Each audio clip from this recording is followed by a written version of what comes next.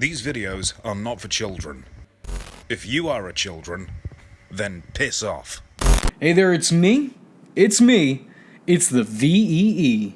Or, you know, just V. And joining me is none other than Marky D, the crossover that everybody likes to see. And yes, this is just a cheap mimic of the Marky D gimmick. So without further ado, I'd like to bring to you the worst of TNA, Part 2. But I'm not a rapper.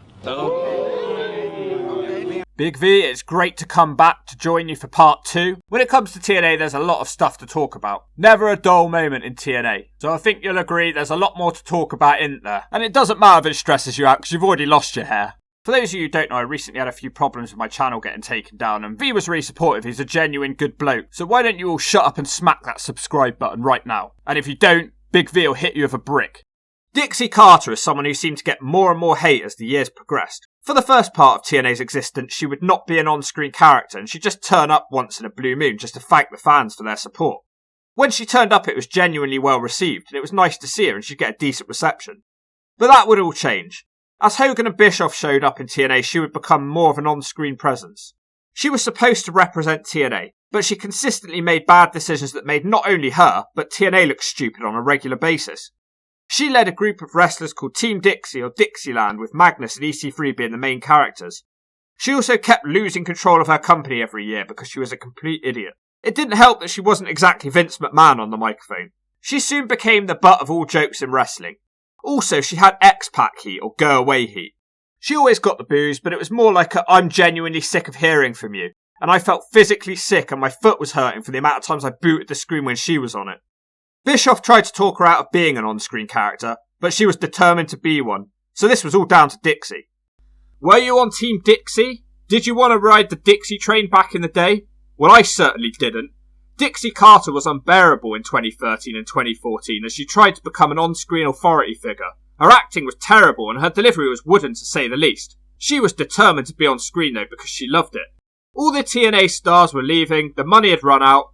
AJ Styles had won the title, but he was mostly out of the company with the real belt. In the meantime, Dixie wanted to crown her own champion. Magnus went against Jeff Hardy in a Dixieland match. It was a really dumb match where you had to retrieve the belt up a ladder in the entranceway. Jeff had the match won, but then Rockstar Spud appeared out of nowhere and pushed the ladder over. It was then revealed that Magnus was Dixie's chosen champion, and a new paper champion was crowned as he needed help to win all of his matches, and it killed any momentum that Magnus had in TNA.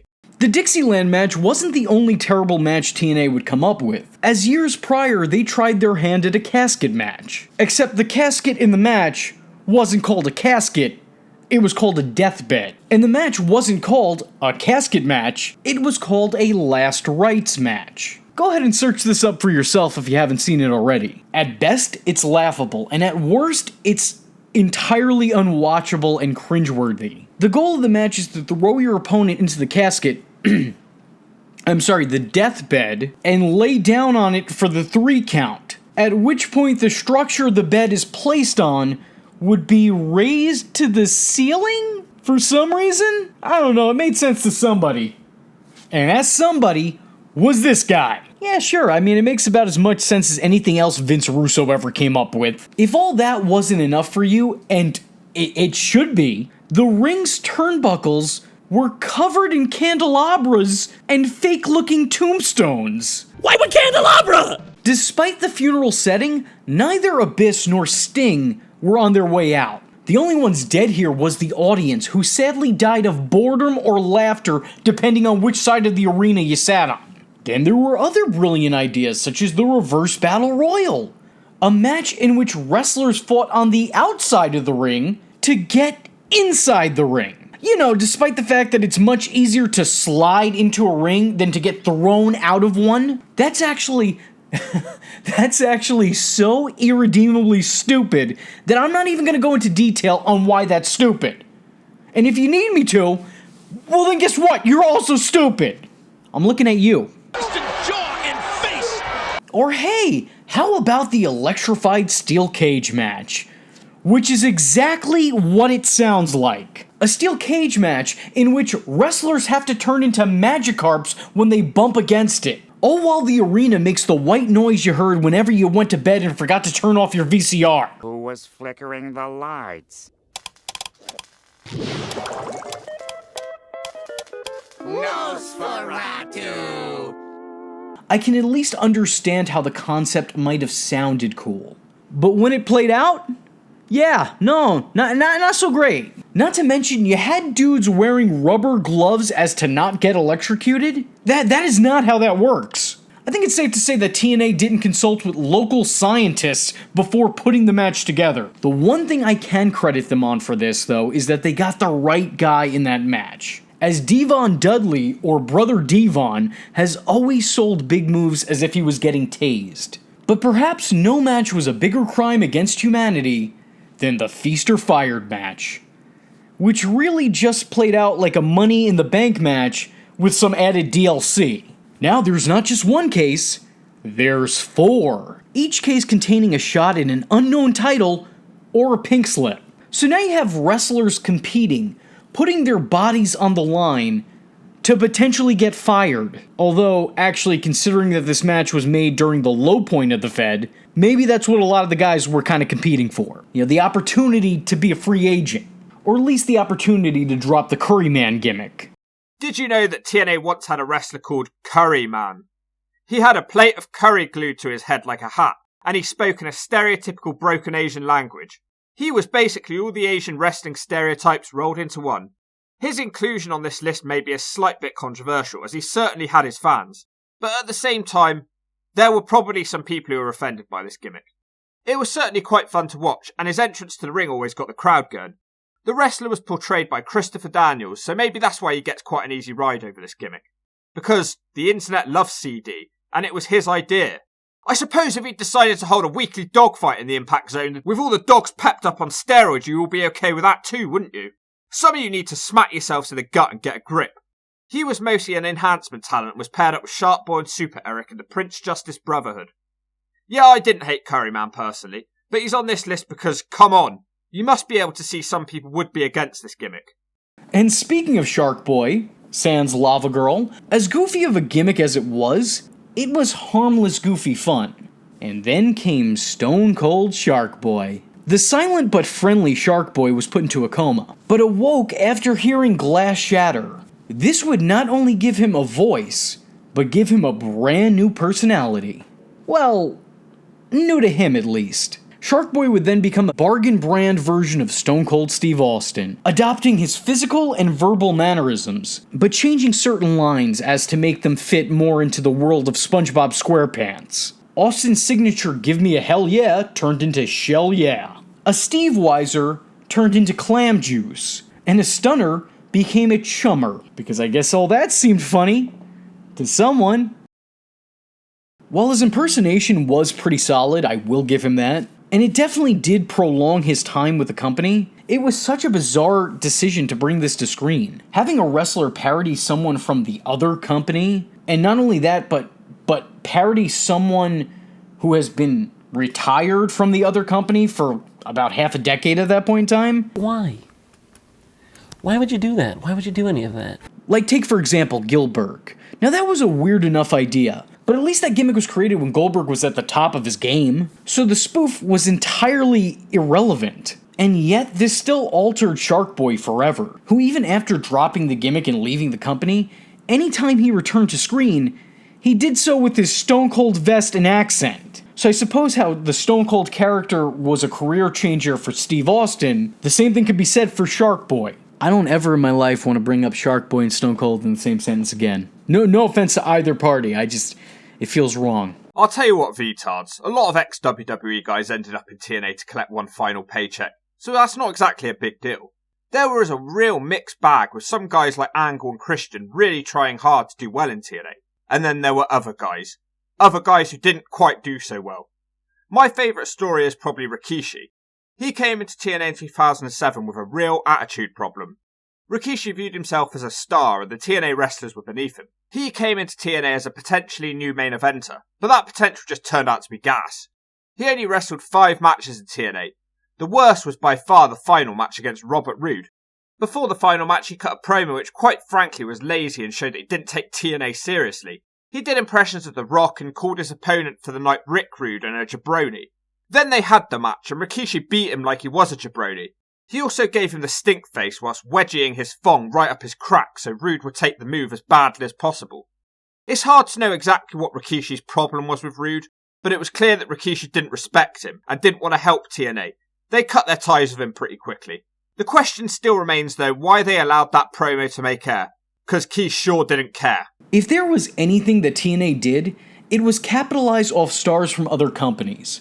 From picking guys up the moment their contracts expired, or putting two people together who had a storied history. Let us not forget that it was TNA who once again paired Tyson Tomko with Christian Cage. It was TNA who added a new chapter to the Foley Flair rivalry. And it was TNA that gave us VKM. During a period of time when WWE desperately downplayed the involvement and importance of anyone in DX not named Shawn Michaels or Triple H, TNA put a spotlight on the former New Age Outlaws Billy Gunn and Jesse James.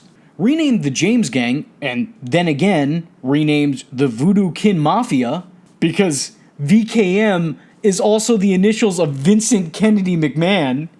Cause yeah, that made someone laugh. And that someone was this guy. The two men were up to their old antics and impersonated opponents, to varying degrees of tastefulness. I could say it was a different time all I want, and it was, but it wasn't that different of a time. Now, if I'm being real here, I actually enjoyed their time in TNA. But that's because I enjoyed their time in WWE, and this was an extension of that. But if I'm looking back on it objectively, it just wasn't all that great. They had some good moments, but they had a lot more bad ones. The two were portrayed as faces in a feud in which they degraded Christy Hemme on a weekly basis for being a woman in wrestling, and they even downplayed Chyna's importance in their old faction. They started a one-sided war with their old DX buddies that showcased them dressing up as the two, calling them by their shoot names, and even trying to challenge them to a real-life fight down at the Alamo. It was, it was not great, and actually kind of sad. It sort of came off as two man-children desperate to get their surrogate parents' attention. But Big Daddy Vince was having none of it. I think what's really sad is not only did they declare war on Shawn and Hunter, but they also declared victory. You did nothing. They didn't pay you any attention, they looked away from you, they completely ignored you, and then you guys just go, well, that's a W in my book. Maybe stop writing in that book. Time to move on. And speaking of Chyna, the company did the unthinkable when they signed the ninth wonder of the world a full decade after her last televised match in the States. It was a huge return to wrestling, and at the time, I could not stop marking out. Unfortunately, my excitement, as well as this run, was short-lived. She only competed in all of 2 matches, taking part in a battle royal, which saw her eliminate and also reignite her feud with Jeff Jarrett from years ago, and then winning a mixed tag match alongside Kurt Angle, making Karen Jarrett submit. At the time, Chyna was offered a much more lucrative offer in a different entertainment industry. And while as a fan it was kind of upsetting and underwhelming, I can't blame her. Because while both those jobs are physically demanding of your body, she was being paid more by the other entertainment company to do less and to wear less. It was nice to see her get one last run, even if this one was just a short sprint. The Aces and Eights was a storyline that completely swallowed up TNA for a year and a half. It was a faction invasion storyline, something that TNA was famous for. The storyline was executed rather well to begin with, to be honest. A big group of bikers who were masked mystery men were dominating the roster and causing injuries to the top stars. As no one knew who any of these masked men were, it was a huge talking point. Names were thrown around such as Goldberg, and it got the wrestling world talking. Then the reveals started to happen, and it was one disappointment after the next. It pretty much went downhill from the first one when it was revealed to be Devon Dudley. No one could get excited about Devon Dudley. Perhaps the biggest disappointment, though, was Wes Briscoe. And that's a surprise, considering that the faction also included the son of Eric Bischoff, Garrett. Whilst Garrett was a poor wrestler, he at least had a decent look, could act, and was well spoken. Briscoe, on the other hand, was none of these things, and he still couldn't wrestle, so he was probably worse. Briscoe looked like he was covered in piss, possibly from an initiation from the Aces and Eights. He was terrible at promos, which led to the infamous night that the Hawk was born. Briscoe was trying to explain why he joined the Aces and Eights, and he ended up blaming it on Hulk Hogan. You want to know the reason why I did this? It's because of you, Hulk Hogan. He couldn't even say the name of the most famous wrestler in the world correct at the time. He messed everything up. He also complained that he had to start at the bottom of TNA, despite his family's history in wrestling. I quote, "A Frisco on the bottom? Wes is the real-life son of Gerald Briscoe. But let me tell you, brother, there's a reason why I call him Pisco.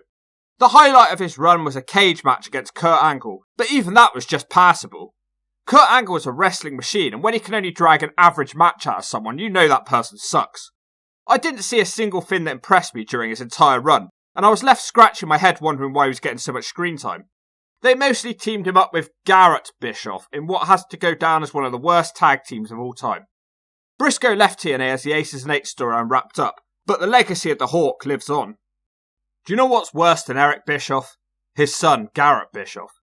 TNA tried to turn this man into a star, and they were being deadly serious. They weren't doing it as a joke. The son of Eric received a monster push in the year 2012, completely unfitting of a man with the talents of Garrett Bischoff. In the biggest case of wrestling nepotism in TNA history, Eric Bischoff and Hulk Hogan used their pull to give Garrett one of the main storylines on the show, and it went on for ages. Bischoff was originally undercover working as referee Jackson James. He eventually started to get involved in the Immortal storyline. This was TNA 2011's attempt at a wrestling faction takeover storyline. Immortal didn't like Jackson James refereeing and they'd bully him, and it was then revealed that he was actually Eric's son. He was no longer allowed to be a referee, but instead he was added to the roster as a wrestler. He was then taken off TV for a while as he received training from a mystery man.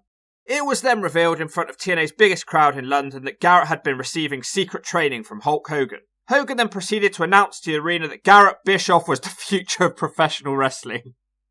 From that point onwards, he was screwed.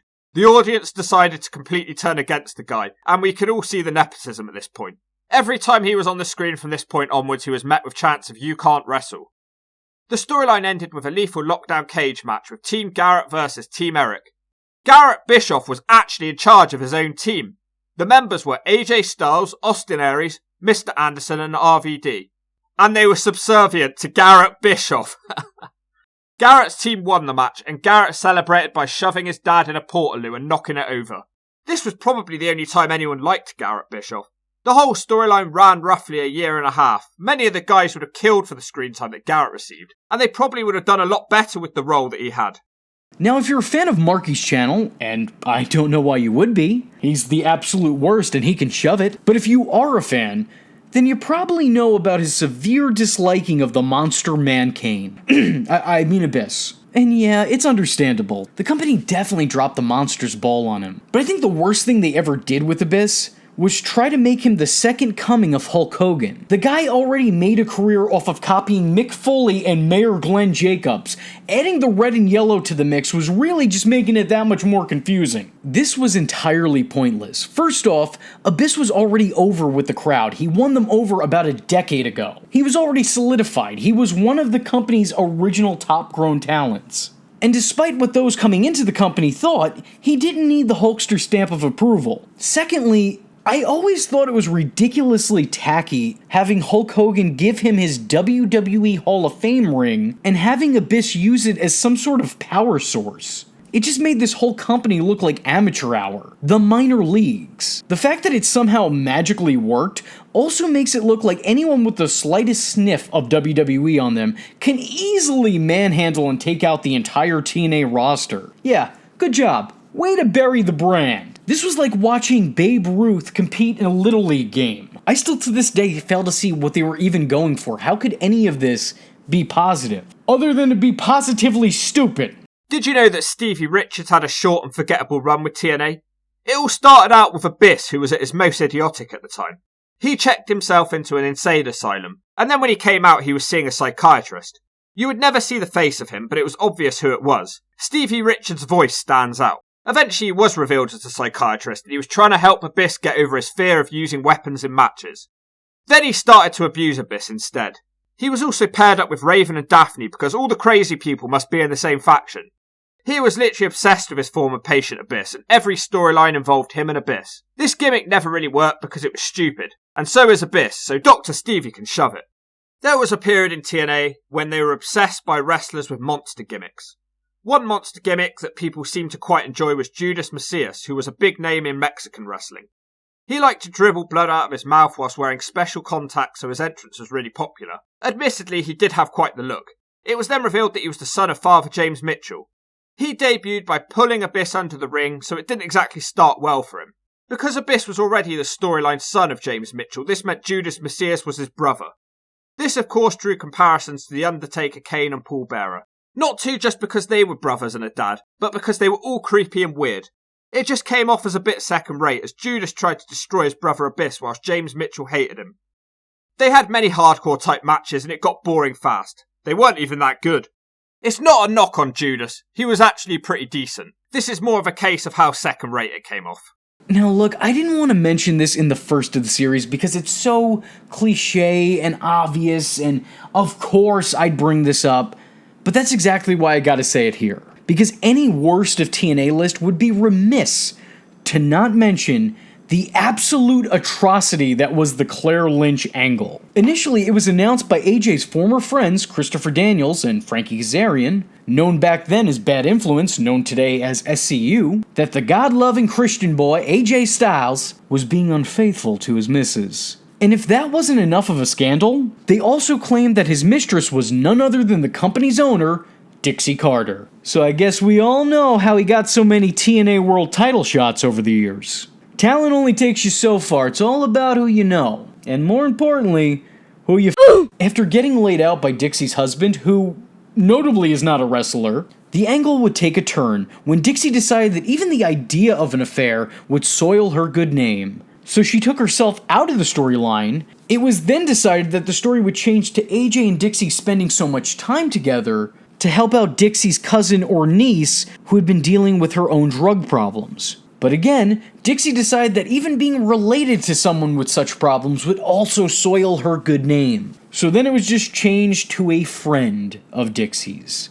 Enter Claire Lynch. Claire came out on TV and announced that AJ and Dixie were helping her through her recovery, probably with the power of prayer, as you do. Claire flipped the script in ways that even Air Styles could never do in the ring, and claimed that she actually was having an affair with AJ. AJ, of course, refuted these claims, but Claire came with receipts, showing pictures with her and a passed-out AJ in her bed. It was basically implied that Styles was actually rugged and borderline daped, so that's necessary. And what followed was some of the most hilariously awful promos in all of TNA history. The angle was so awful, so unbearable that the actress who played Claire left the company before the whole thing was completed. And I don't even blame her. An attorney came out to reveal the ruse, and the angle thankfully ended, to the delight of everyone involved and everyone watching at home. I gotta say, I feel really awful for the woman who played the character because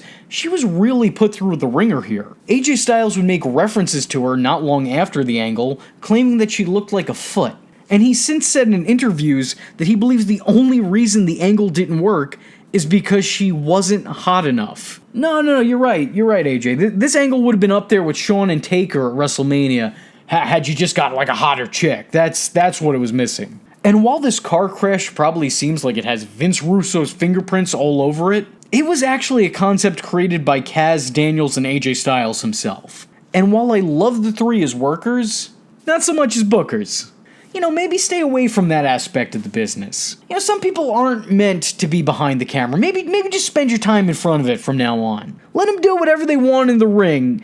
Just don't give them the pencil behind the scenes. If you enjoyed hearing from me in this video, come check out my channel. I like to make wrestling content based on things that aren't talked about as much in the wrestling world. You're not ever going to hear about any Montreal screwjobs on my channel, and that's a damn promise. Depending on when this video comes out, I'm either in the process of, or I have just released a video on the Samuel Shaw Stalker gimmick, which is going to be a really good one. Not many people have talked about that one, and it's been really fun making it, so come check that out. Big V, don't know when I'll next see you again. I didn't even see you anyway. You're shoved in a whole different country to me, and for your own safety, that's probably a good thing. V, thanks for having me. You can sleep easy in your bed tonight knowing that I can't lob a brick far enough to catch you in the head with a flannel. So with all that being listed, that was some of the worst of TNA. But I want to thank Marky D for joining me yet again. It was great to hear the Hawk talk. As always, if for some reason you haven't checked out his channel, do yourself a favor and do so now. The link is in the description below, so head on over, press that big red subscribe button, and don't forget to let him know who sent ya. Me. This guy. As always, I've been your least favorite YouTuber, Infuso. That was Marky D. I thank y'all for watching, and I hope to see you in the next one. No, not you. Not you. I am vengeance. I am the night, and that was Infuso. Just remember, if you're not tuning in, then you're missing out. So, if you like the words that came out of his mouth hole, and you too would like to become a V-generate, don't forget to like and subscribe. Thanks for watching, nerds! And if you're not joining the fun, you're in for one bad day. And you know what they say about having one bad day?